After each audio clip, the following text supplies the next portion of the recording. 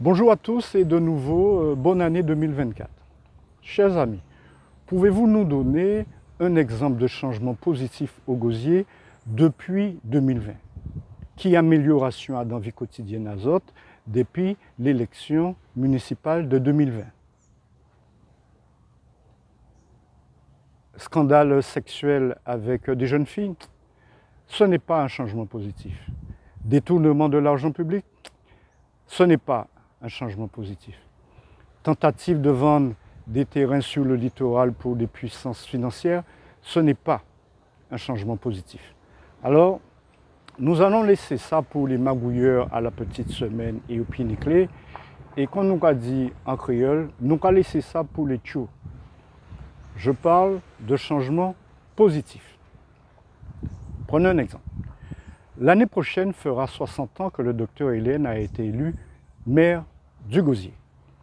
Docteur Hélène, un bâtisseur, un réformateur, un homme de défi.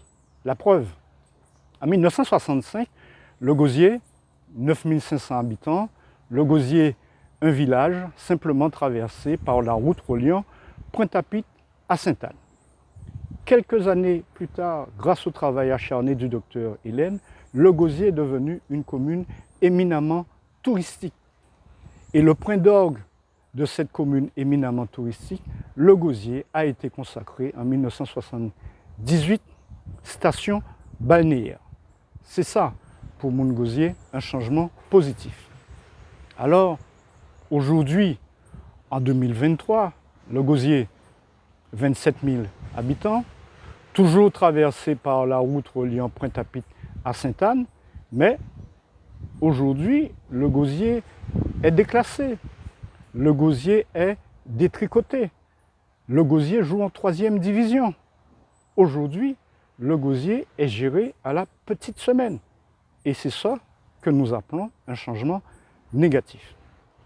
Alors, quand viendra en 2026 le rendez-vous démocratique, Moun Gosier continuera à proposer des chantiers importants pour pouvoir transformer le Gosier et surtout redevenir la commune la plus touristique de la Guadeloupe. Bien entendu, cela ne se fera pas seul, car il faut travailler en équipe dans une démarche de rassemblement, mais il faut parvenir à cette démarche. Alors, quel sera comme d'habitude ces chantiers? Premier chantier, comme nous l'avons déjà dit, ça s'appelle le référendum local, pour nous permettre d'avoir un plan local d'urbanisme efficace. Et ce plan local d'urbanisme nous permettra de repositionner notre commune pour que la commune de Gosier non seulement redevienne la commune la plus touristique de la Guadeloupe, mais une ambition nouvelle, c'est-à-dire faire en sorte que le Gosier soit station de tourisme, le label station de tourisme. Et en obtenant le label station de tourisme, le Gosier sera la seule commune des Antilles-Guyane à avoir un tel label touristique.